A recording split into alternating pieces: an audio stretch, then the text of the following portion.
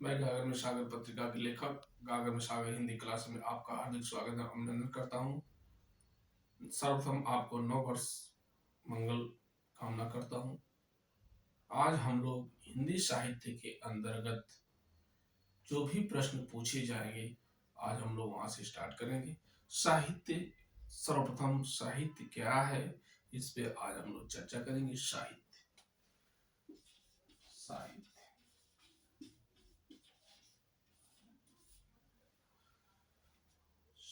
साहित्यस्य साहित्यस्य भावः साहित्यम्।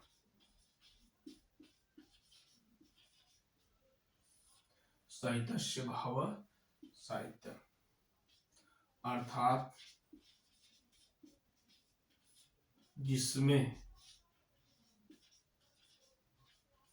जिसमें हित की भावना हो या कल्याण की भावना हो,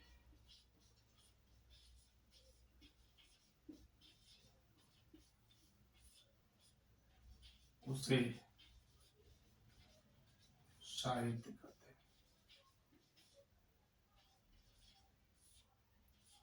उसे क्या कहते हैं? साहित्य कहते हैं। साहित्यस्य भाव साहित्यम, इसका भाव या अर्थ होता है जिसमें हित या कल्याण की भावना हो।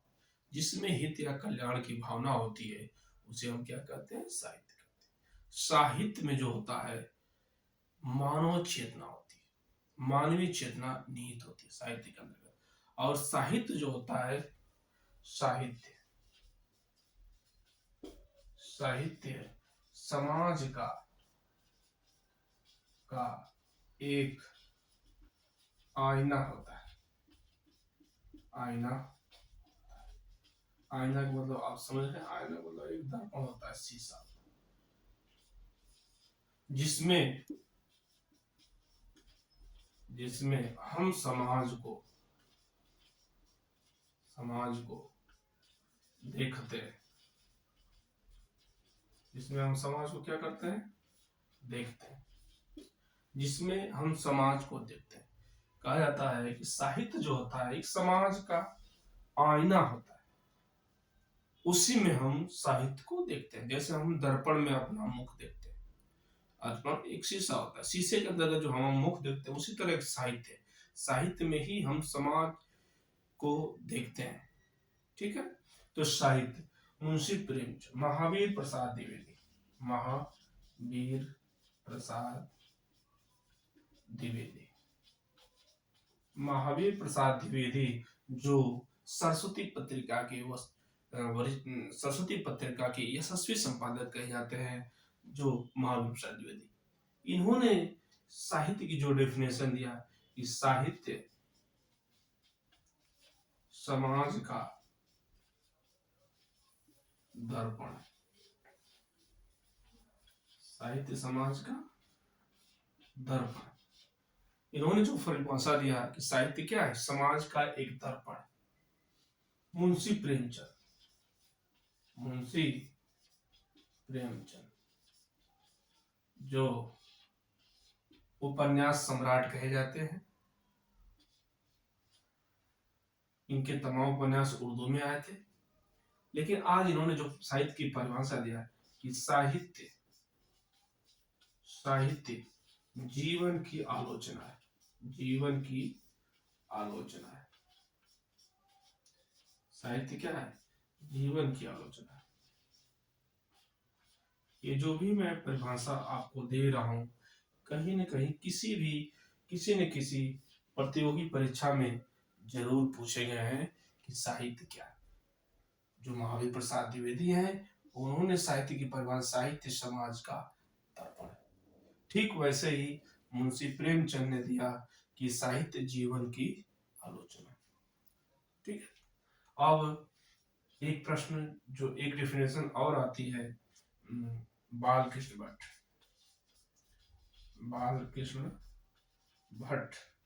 बालकृष्ण भट्ट कहते हैं कि साहित्य जो होता है, साहित्य जन समूह के हृदय का विकास है। साहित्य जो है जन समूह के हृदय का विकास है। यह बहुत परीक्षाओं में कई बार टीजीटी, यूपी टेट व अन्य प्रतियोगी परीक्षा में यह परिभाषा पूछी गई है कि बालकृष्ण भट्ट एक भारतीय युग के वरिष्ठ लेखक माने जाते हैं। इस ठीक वैसे ही जो रामचंद्र शुक्ल जो हिंदी के वरिष्ठ आलोचक, जिनके इतिहास ग्रंथ को प्रमाणित इतिहास माना जाता है, इन्होंने जो साहित्य की परिभाषा दी वो आज प्रमाणिकता सिद्ध मानी जाती है कि प्रत्येक देश का साहित्य, प्रत्येक देश का साहित्य वहां की जनता का संचित प्रतिबिंब होता है।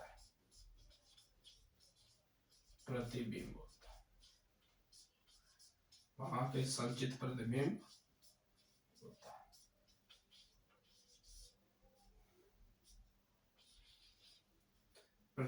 होता है। प्रत्येक देश का साहित्य वहां की जनता का संचित प्रतिबिंब होता है। यह बात रामचंद्र शुक्ल ने परिभाषा दिया कि साहित्य जो होता है, प्रत्येक देश का साहित्य वहां की जनता का संचित प्रतिबिंब होता है। ये जो तमाम परिभाषाएं साहित्य के अंतर्गत आती है, यह कहीं न कहीं, चूंकि प्रत्येक देश का साहित्य वहां की जनता की चित्त वृत्तियों, चूंकि यहाँ छूट गया है, चित्त वृत्तियों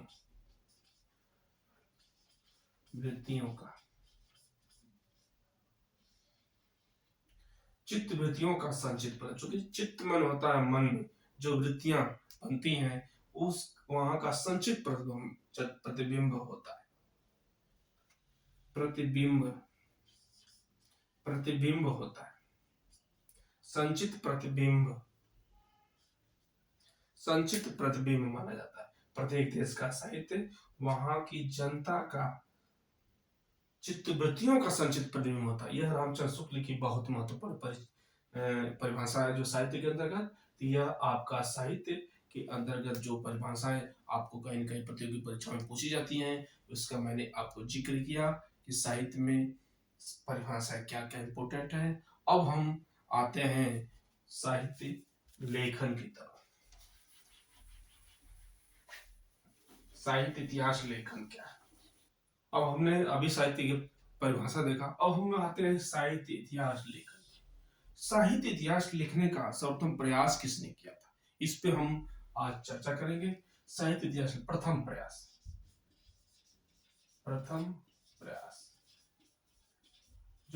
प्रयास था वह गारसादर तासी का था। जो साहित्य इतिहास लिखने का जो सर्वप्रथम प्रयास किया था वह कौन थे? गारसादर तासी। कहाँ के रहने वाले थे? फ्रांस के रहने वाले थे। कहाँ के रहने वाले थे? फ्रांस के। यह जो गारसादर तासी थे फ्रांस के रहने वाले थे और हिंदी प्लस उर्दू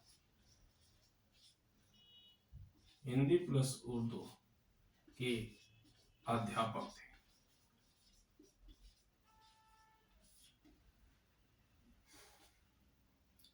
हिंदी प्लस उर्दू के क्या थे? अध्यापक थे।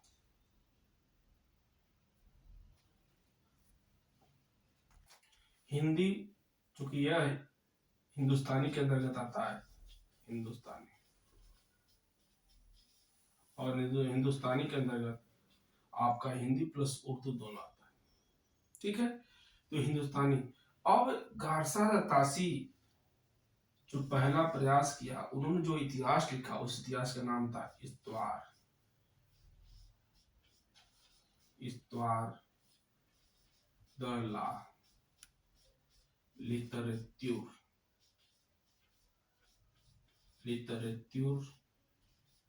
एंदोई हिंदुई हिंदुस्तानी।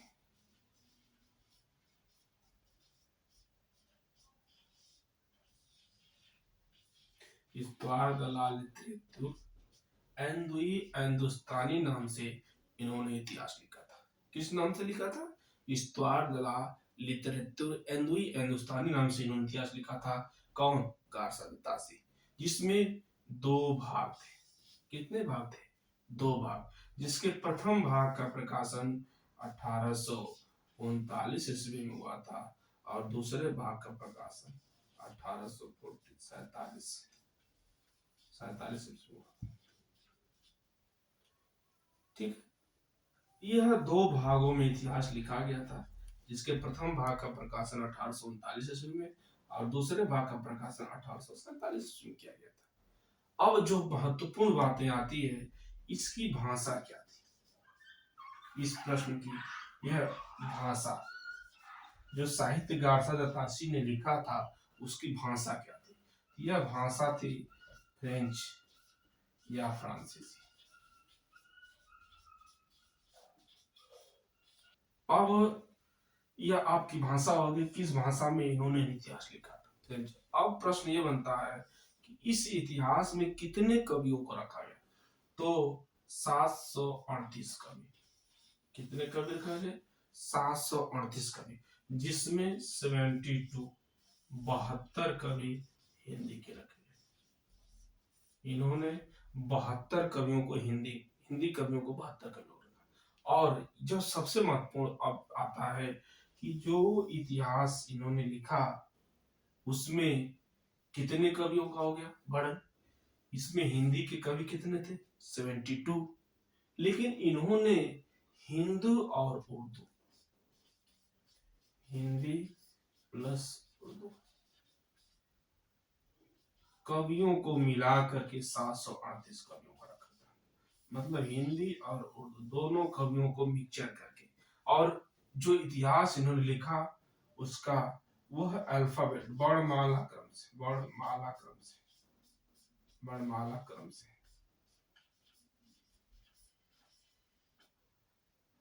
इन्होंने जो इतिहास लिखा अल्फाबेटिक क्रम से। मतलब जो भी ए से, जैसे मान लीजिए सपोज करिए कोई अक्षर अबुल है तो ए से स्टार्ट होता है, कोई अदर बादल, ये तमाम जो ए और बी सी डी का एक क्रम होता है, वो वर्णमाला क्रम से इन्होंने इतिहास को लिखा। तो इसकी जो मुख्य बात थी, अब समस्या ये थी कि चूंकि ठीक है वर्णमाला क्रम या वर्णानुक्रम पद्धति, इस पद्धति का इन्होंने प्रयोग किया था। ठीक है, तो आप मुख्य इसकी बातें देखिए कि जो गारसा तासी ने जो इतिहास लिखा इस्तवार दलाल लिटरेतुर हिंदुस्तानी नाम से, जिसके दो भाग थे। प्रथम भाग का प्रकाशन 1839 ईस्वी में, द्वितीय भाग का प्रकाशन 1847 ईस्वी में। इसकी भाषा क्या थी? फ्रेंच या फ्रांसीसी भाषा। आपने देखा इसमें कितने कवियों को नियुक्त किया गया था? तो 738 कवि। हिंदी और उर्दू दोनों कवियों को मिलाकर के 738 कवियों को रखा गया था। जो इतिहास लिखा गया था, किस पद्धति में लिखा गया था? वर्णानुक्रम पद्धति से लिखा गया था। इसकी मुख्य बात है। अब प्रश्न यह बनता है, एक प्रश्न अभी आप यूपीटीजीटी 2021 में प्रश्न पूछा था कि जो इस्तवार दला इन्होंने लिखा था, इस्तवार दलाल इसका दूसरा संस्करण कब आया था? दूसरा संस्करण कब आया?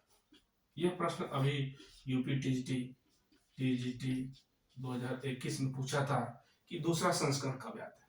तो आप जान लीजिए इसका जो दूसरा संस्करण आया था 1871 ईस्वी। यह राम कुमार वर्मा ने माना है। राम कुमार वर्मा, ठीक है, राम कुमार वर्मा ने इसके दूसरे संस्करण को 1871 ईस्वी में माना है। ये टीजीटी 2021 में ये पूछा था प्रश्न कि साहित्य इतिहास का जो प्रथम प्रयास गारसा द तासी ने किया था इस्तवार दलाल हिंदुस्तानी नाम से, जिसका भाषा फ्रेंच या फ्रांसीसी थी। तो इसका दूसरा संस्करण कब आया था? तो 1831 में। आपने देखा टीजीटी 2021 राम कुमार वर्मा ने इसको माना। अब जो महत्वपूर्ण प्रश्न है, जान लीजिए, वेरी महत्वपूर्ण, कि जो गारसा द तासी ने जो इतिहास लिखा था फ्रेंच या फ्रांसीसी भाषा में, उसका हिंदी अनुवाद किसने किया था? आखिर वह इतिहास फ्रेंच या फ्रांसीसी भाषा में था। हम भारतीयों को पढ़ने में चूंकि असुविधा होती थी, आखिर लिखा क्या है, इस असुविधा को देखते हुए हमारे भारतीय कवि जिसका नाम था हमारे भारतीय आलोचक जिसका नाम था लक्ष्मी सागर वार्ष्णेय, लक्ष्मी सागर वार्ष्णेय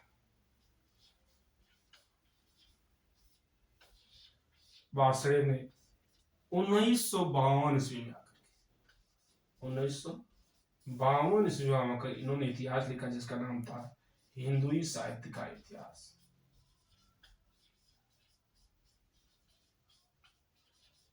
हिंदुई साहित्य का इतिहास।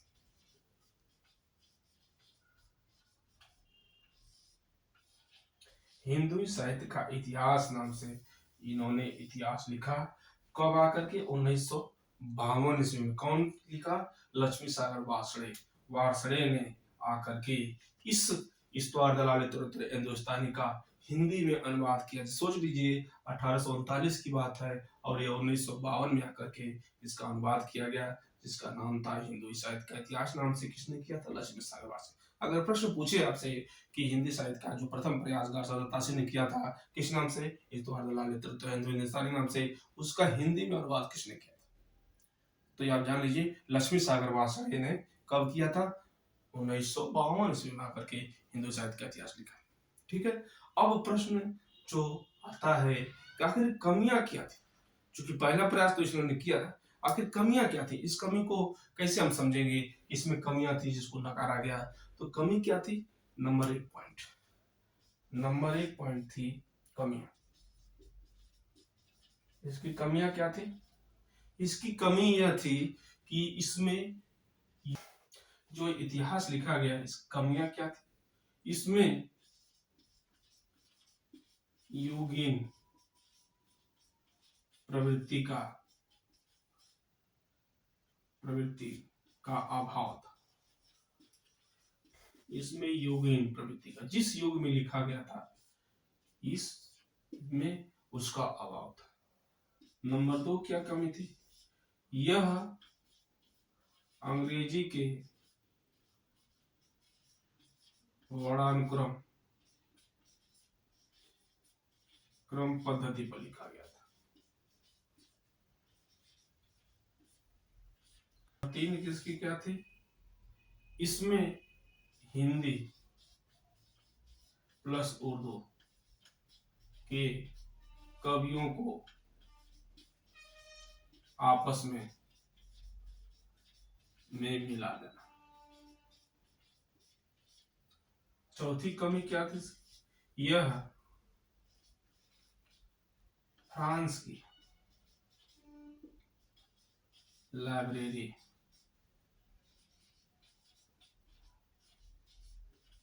में बैठकर ही लिखा गया।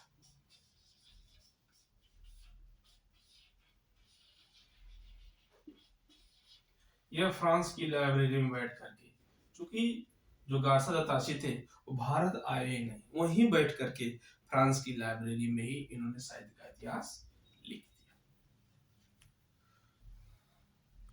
इसके बाद यह लाइब्रेरी में बैठकर ही लिखा गया था। इसके बाद हम फिर पुनः अगले वीडियो में साहित्य इतिहास लेखन का दूसरा प्रयास जो शिवसेन संगर ने किया था शिवसेन सरोज नाम से, इस पर हम चर्चा करेंगे। तब तक के लिए